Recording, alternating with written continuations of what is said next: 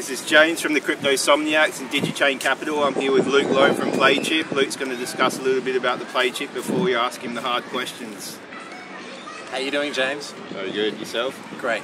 Good to be here. Right. So my name's Luke. I'm the head of blockchain for PlayUp, which is the parent company to the Playchip, or the same team behind the Playchip, I should say. Playchip is the universal gaming token for sports betting, gaming, fantasy sports and esports. We are a reverse ICO, which means it's not just a white paper and a plan. It's a real company with real revenues. We have over 1 million users on 7 apps available for download in the App Store, being used across 70 countries and generating around $430 million in turnover. So lots of exciting stuff going on, and happy to tell you all about it. Okay, great. We're here in Glenelg, South Australia with Luke. We've got some Playchips to give away.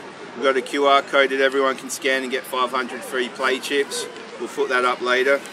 We've got some hard questions for Luke that we put together from the community. Not too hard, I hope. Well, a little bit hard. Alright, we'll see. You can't have easy questions. Fair enough. That's not fair. Fair enough.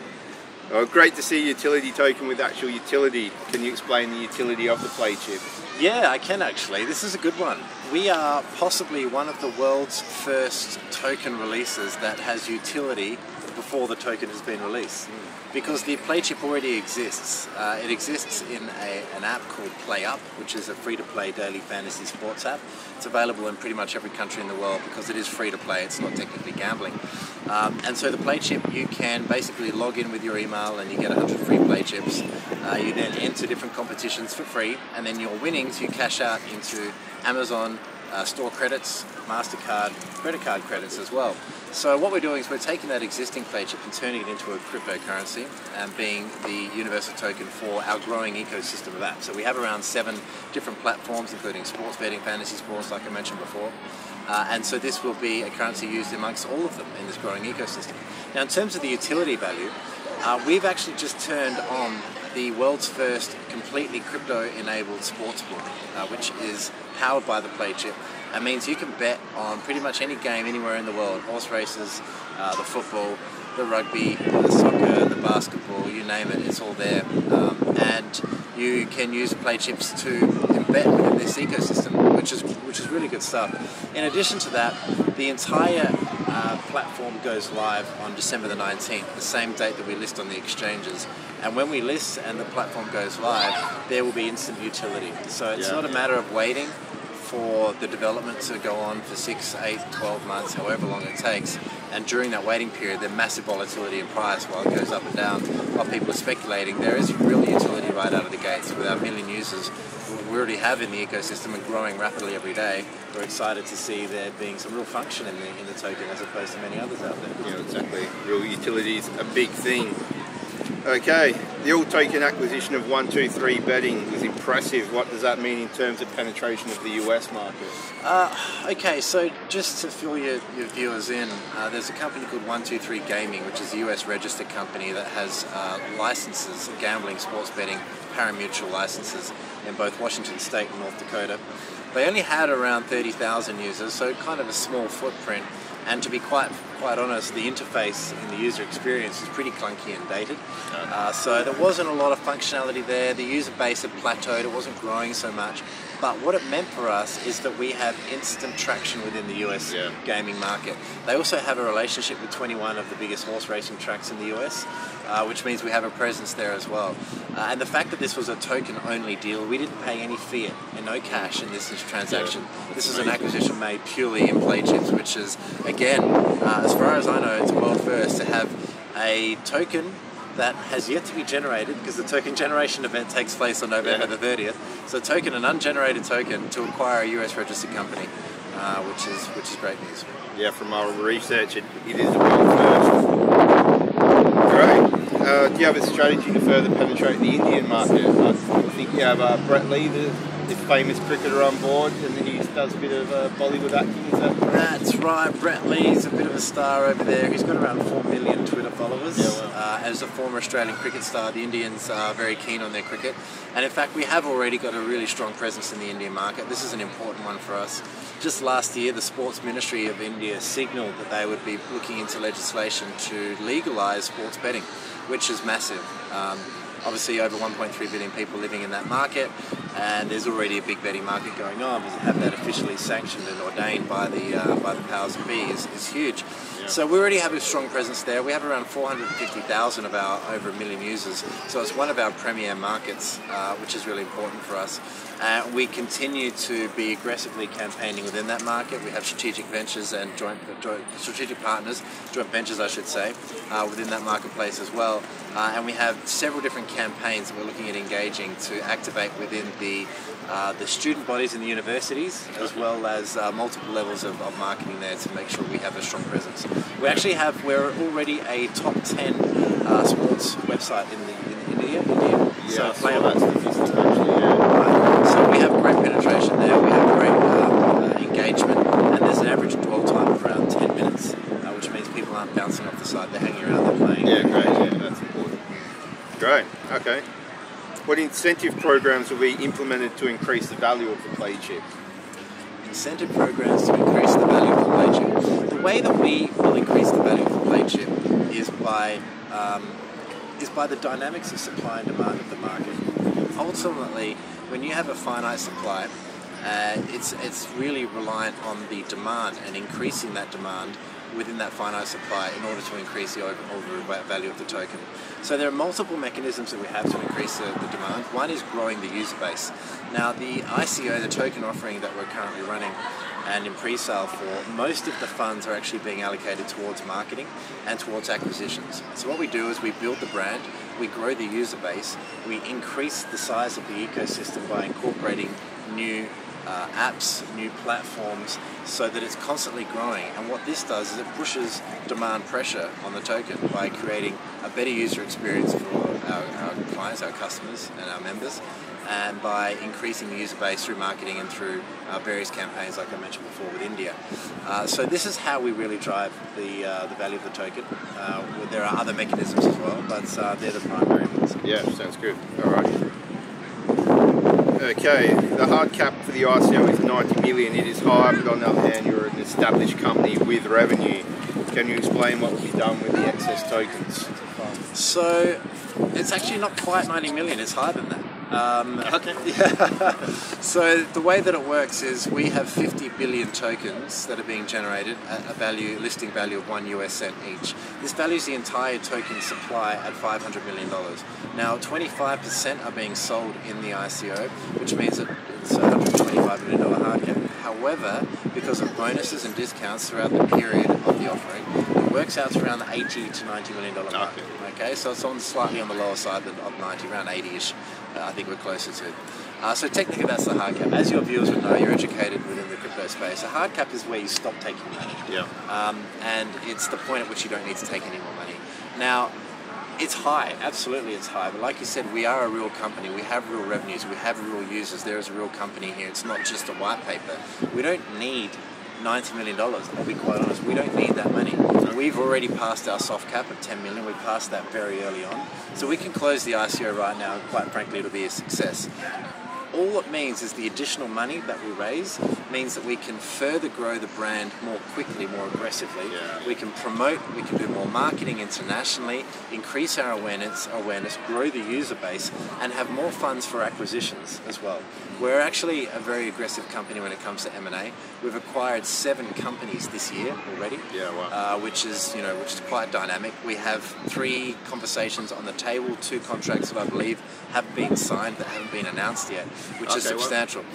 So yeah, some exclusive news breaking for your followers here. Now we have some big announcements coming up, really big announcements coming up, which is exciting stuff.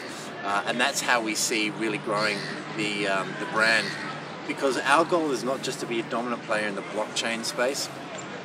Without being glib, that's a little too easy, okay? There are 125 online gambling, gaming, sports betting, fantasy sports related blockchain companies listed on ICO Bench. Yeah. Thankfully we're rated number 1 out of all of those. Yeah, great. But of those 125 that are on ICO Bench, most of these are a typical ICO. They don't have much traction. They have very, very clunky, basic, proof of concept or MVPs in place, and they're starting off with a low base. So we see them as being competitors, sure. I mean, we're not going to discount them. There are some great brands out there, some great companies out there, and a lot of these are specialising in niche spaces. Look at Unicorn Gold, for example. Backed by Mark Cuban, esports betting. They focus purely on esports betting. They're doing an okay job. The interface is not brilliant. I mean, I'll be honest. They've got around 30,000, 40,000 people maybe using it. I'm not sure of the official numbers there. But they focus just on esports. You have other companies just focusing on fantasy sports and others just on sports betting. We cover the whole lot, which is very different. Plus, with our traction, with our massive user base there, we're coming from a very different point of view. Yeah.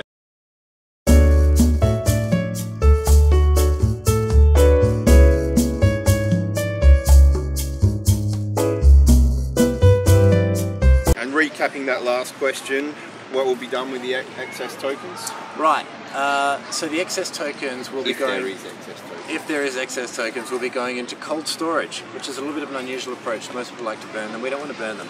We want to have 50 billion in the total supply. We need 50 billion because this has got to grow over time to be a very substantial ecosystem, and we need all the tokens we can get. One, to ensure that the price doesn't actually go too high. I know this is going to sound very strange, but we don't want massive volatility in the price. We don't want speculation. We don't want the price going up and down. Yes, we want the price to go up, and we have modelled for it to go up substantially over the next 3 years based on a number of different variables and inputs, and we expect that the price will go up substantially. But we don't want these 1,000 extra turns and then, because what goes up must come down. Yeah. And that kind of volatility doesn't play well for the user experience. Plus, the divisibility of the token goes down to 2 decimal places. Now, we may in future over time go down to 4 decimal places, but we don't really want to be two decimal places, so that we can maintain a minimum bet of around 1 cent, no matter how much the token price goes up. Yeah. Let's say the token price goes to $1, which is quite feasible. That's 100x. It's substantial, obviously, in anyone's language. We don't want the minimum bet to be $1. Okay, Yeah. the minimum bet still to be 1 cent, because that means that we're much more accessible to the developing markets around the world, which is very important in terms of our strategy. So the excess tokens will be put into cold storage, not burnt, and after like a 5-year escrow period, they will be released through acquisitions, through various measures that will simply add value and grow the ecosystem rather than add supply side pressure. Yeah, great. Sounds good. All right. I hear in the future there'll be wagering on the UFC and esports. What do you know about that? We already offer esports and UFC wagering. Yeah, Classic Bet, one of our apps. You can bet on the UFC right now. And hopefully we'll have some big announcements around the UFC too. Some conversations in motion there, which I can't talk too much about, unfortunately. But yeah, we're looking at offering the full suite. Esports, UFC, drone racing league, you name it. Oh well, okay, yeah. Everything's on the table. Yeah, sounds good. That's good to hear. The Playchip would be listed on LA Token and HIT BTC exchanges initially. Can you discuss if you're in talks with any of the major exchanges? I can. I've got to be careful what I say because I think I can get in trouble with the Americans. But if there's no Americans listening, then I can tell you a little bit. So yeah, we've already got signed contracts with HIT BTC and LA Token. That's a done deal. So that's definitely happening. So at least we have liquidity there, which is great. We will be announcing very soon, and this is another breaking news piece for your listeners, Independent Reserve, which is an Australian exchange. We will be listing on Independent Reserve. We are currently talking to a couple of the top 5. I'll leave the names out. But, yeah, I think that's safer that way. Yeah, starting with the second letter in the alphabet. Yeah, we're talking to them. And we're talking to the ones that matter. And that's important. You know, these guys can be expensive, let's be honest. And we just want to try to mitigate, offset our costs as much as possible. The reality is we're bringing a lot of value to these big plays. We're bringing 1 million users with us. And the best part is we're creating our own exchange. We're building our own exchange and wallet all in the one app, which means that you do one KYC, one AML, and then you have access to the wallet, you have access to the entire ecosystem of apps. You connect your credit card, your bank, your hot wallets for your Bitcoin, Ethereum, Litecoin, Zcash, Monero, Dash, whatever. And then you can trade. You can basically buy the Playchips, bet within the ecosystem, get your winnings and cash out straight back into Bitcoin, straight back into Ethereum, straight back into your credit card or your bank. Yeah. All in the one app. So you don't need a third party necessarily to use use our ecosystem. Yeah, well, seems like you've thought of everything. Well, that's one of the biggest problems that crypto faces in terms of barriers to entry. There's just too many there, and you've got to set up a MyEther wallet, and then you've got to do the KYC with a third-party exchange, and then you've got to transfer your tokens. Most people don't have time for that. We want mass adoption, and that's right. Easier the better. And it's good to see you're not paying a fortune for some of those big listings up front. It's good to gain some traction and then move on to those bigger exchanges. Exactly. That's a question I get asked a lot. Why don't you go straight on one of these exchanges? It costs a lot of money. You raise a lot of money for the tech, for the development of the ecosystem. You don't need to be spending it all on the exchange listing initially. Correct. That's my thoughts anyway. Especially when we're going to launch out of the gates pretty aggressively with 1 million users and some high liquidity. Those exchanges are going to see us, and they are already coming to us. So I think it's better to happen organically like that. That's right. Personally. Great, sounds good. All right. Well, it's refreshing to have a company with revenue tokenized an existing platform, which is a reverse ICO. Can you explain the reverse ICO process? Yeah, so look, there are a myriad use cases for blockchain, but it's not the panacea, it's not the fix-all for everything. You see a lot of situations where blockchain is being used in situations where it's not really required or appropriate. Gambling and online gambling is one where it's a really great fit. It really is. I mean, one, the trust and transparency, the immutability of the mechanisms at play, the access to the larger worldwide ecosystem, the cross-border transactions. The blockchain brings a lot. It really does. And so it makes sense for us. It really does. In terms of the reverse ICO, I mean, a typical ICO is a bunch of guys get together, they've got a problem that they can solve with the blockchain, they write a white paper, the white paper looks good, they have an MVP or a proof of concept, and they go to market and they say we need $20 million, $30 million to develop this and take it to market, and that's great. The problem is we're seeing such a saturation of ICOs in the market now that it's just becoming too much. We're going to have massive consolidation, there is no doubt. There have been over 3,000 ICOs registered this year alone. You go to ICO Bench and other places to look at some stats, it's crazy. Yeah. Even art as an industry, I think there was something like 47 ICOs for the art industry. Now, I don't know how you could have the blockchain, I mean, sure, in terms of verification of the validity of the art pieces, I don't know. But anyway, it's too much. There really is too much. Yeah, and you've got all of these companies competing in the same verticals where at the end of the day only 1 or 2 or 3 or 4 may survive out of the 50 or 60 that they're vying for the competition. So what we see is massive consolidation, and what we see as the defining criteria between success and failure for ICOs is traction. You could have great tech, you could have a great idea, you have money in the bank, but unless you've got people using your platform and using your blockchain, then you don't have anything. And so that traction is crucial. And so I think what we're going to see is a new wave of ICOs, which is the reverse ICO. You have companies like Walmart, Google, Facebook, you name it. They're all developing blockchain. They're all looking to see how it can improve their existing infrastructure, their supply chain logistics. There's a number of different ways that blockchain adds value. And what's going to be really interesting is that, you know, when these big brands come to market and say, here's the Amazon token, or here's the Apple token, you know, it'll happen. You know, I strongly believe it will. It's just a matter of time before it does. We're on the first wave of that. We've already seen it with Telegram. Telegram raised $1.7 billion with 200 million users because they had 200 million users. Kik, you know, they did a similar thing as well. And we're going to see a lot more of these companies that have traction, that have user bases, entering in the market and swallowing up a lot of these ICOs that are just starting out and really launching from scratch. So that's where the value of the reverse ICO comes from, and that's really what positions us strongly in the marketplace. Yeah. That is all true. I agree with that completely. Okay, we have some visitors here. We're down the beach in public, so there's people everywhere. It's Sunday. Everybody's out. It's a nice day. Okay, I see blockchain is extremely important for transparency. Can you explain blockchain tech in relation to provably fair betting? Right. Provably fair betting is a big one for online gambling. One of the biggest issues with online gambling, particularly for table games, your casino games like your blackjack and your baccarat and your poker, is that you don't know what you're playing against. You don't know who you're playing against. You don't know if there are bots working the system. you don't know how the odds are being determined and what's determining the next card that flips over. I mean, personally, I don't play a lot of online poker, but I've got a lot of friends that do, and they tell me stories all the time where they will be betting low, they get a great hand, they bet big, and then the house gets the better hand. And it's just ironically very coincidental how that happens. So what Provably Fair Gaming allows is for visibility into random number generators that show that there is real randomness within the card turn, and that there isn't any sort of untoward behavior going on behind the scenes there. And so the blockchain provides a mechanism whereby you can put it up in public. There are ways that you need to protect, because with every random number generator you can somehow reverse engineer, and that can be gamed and hacked. And so there are mechanisms to ensure that some parts are visible, maybe some parts aren't, but without getting into the detail, it allows for Provably Fair Gaming, which is going to be a real game changer for the industry as a whole. Yeah, I think blockchain takes that to the next level. Completely. Yeah, that's a good use case, that's for sure.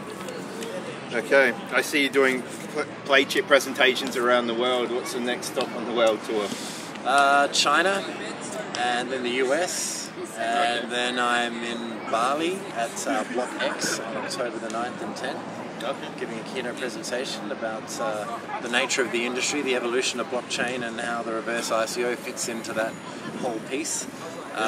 There's still a little bit more action going on. We're in pre-sale at the moment. That concludes on October the 31st, and there is a public sale scheduled for November 21st and 28th. I don't know if that's actually going to happen. I think we might actually close out early, so be careful. Don't wait for that to get your chips. But we're certainly finishing off this international roadshow very strongly. We have some great negotiations going on with some very big firms, and lots of money coming in, which is great. Yeah, sounds good. Very nice. Okay, can you tell us more about the upcoming IPO next year? Yeah, we are one of the, if not the, I think it's the first case of a reverse ICO followed by a reverse IPO. So we've already announced that. We are obviously in the middle of our reverse ICO, the token offering, and then middle next year we are pushing forward for listing on the NASDAQ in the US and the Australian Stock Exchange via a dual reverse takeover with a company called New Mission Energy. You can Google that, it's already been announced. And they're a clean energy company that they're acquiring us, technically we're acquiring them. Yep. And this is a backdoor listing to get us on the NASDAQ. Obviously there are some regulatory hurdles to get over to ensure that happens, but we're well and truly ironing those out, working with the SEC and NASDAQ at the same time to ensure that that happens. And the reason why we're doing this, a lot of people ask, is why are you doing an IPO, reverse ICO and an IPO? Is that the ICO is to unlock funding primarily, as I said before, for marketing and acquisitions. Most of the development work's been done, the app's are already there. There's some blockchain development work to be done, but that'll be finished in December. Well, the first phase will be finished in December, I should say. It's an iterative process that continues to evolve. But this money unlocks our ability to expand more aggressively, and then the IPO is just that second wave of funds that allows us to grow even more aggressively. Like I said, we don't want to be just a player in the blockchain gambling and gaming space. We want to be a significant player in sports betting, full stop. So we need to compete against the Betfairs, the DraftKings and so on internationally. These guys have deep pockets, and we need to match them. Yeah, that's why I've been excited about the project, the reverse ICO and the IPO. It's refreshing for the blockchain space, put it that way. It is. You know, we're really trying to bring crypto to the online gambling masses, and vice versa. You know, I think with the user experience, the way that we're setting it up, with the all-in-one app, wallet and exchange, the ecosystem that allows one KYC, one AML and a seamless interface, we're really breaking down barriers to allow the accessibility to crypto for a lot of people that haven't had that accessibility in the past. Yeah, great. Yeah, perfect. Okay, can you tell us more about what gaming license you've acquired and what that means for future expansion? Yeah, of course. We have gambling licenses in Australia, in the UK, and in a couple of states now in the US. We're in discussions with partners that have development permits, betting permits for Hainan Island in China. Oh, wow. Yeah, which is, you know, I was talking about India coming online. China's also potentially coming online. Macau's obviously already very big, 10 times the size of Vegas in terms of gambling throughput. But yes, not many people know that. Yeah, it's news to me. Vegas is more about entertainment. It's more about the DJs and the parties and the shows. Not a lot of money goes over the tables there. In Macau, that's where the real money goes. Yeah. Okay. But Hainan Island, which is just north of Macau and sort of the southern end of China, there is now a special economic zone whereby they've passed regulations to allow sports lotteries and horse racing and other sort of parimutuel betting. So that's about to open up, and we'll have a footprint there as well. And we're also talking to the Malta government in terms of getting a Maltese license, which will bode us well for the European market. Great. Does that mean maybe one day we can use this in a casino? Well, that's the plan. If you check out our Twitter, there's a cheeky little post when we're up in Singapore Marina Bay Sands. We threw a couple of those on the table. Took a quick photo before security could come and take us away. Look, we're talking to several bricks and mortar venues as well. Yeah. So it's not just about having the Playchip as this online ecosystem, but we want to be able to go into a sports bar, into a bowling alley, places like Topgolf, or there's another one we're talking to similar to Topgolf, where you can be in a physical space and use the Playchip in a real interactive way. Yeah, it's amazing. Yeah, there's big stuff coming. For sure. Well, that kind of leads to the next question: where do you see Playchip in the future? Right. It'd be the universal currency for gaming, fantasy sports, sports betting and esports. You know, we really see it being more than just our ecosystem of apps that companies that we've acquired, apps that we've developed. Beyond that, there'll be third-party apps that integrate as well. They'll see this as being the preferred currency of choice for this particular niche market. And so we see other people integrating, we see other bricks and mortars integrating, and we see this being truly accepted worldwide. Yeah, great. Sounds good. All right. Well, I think you've answered. Well, that's all the questions. I think Luke's answered everything convincingly. We'll put the QR code up for everyone to scan. Anyone that wants 500 Playchip can scan the QR code. And okay, just a couple of closing comments, if I may.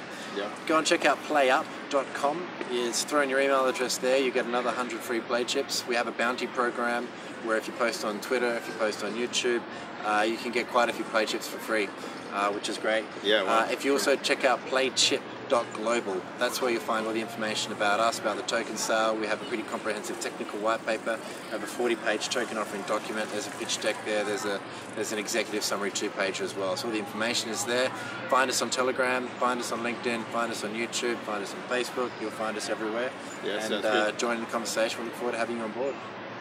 Alright, and we'll have the QR code up for everybody that can get 500 free Playchips on the website. So sign up and get your free Playchips. Alright, thanks for having us, Luke. Thanks a lot, James. Thank you. It's been a pleasure. Thank you very much. Cheers, buddy.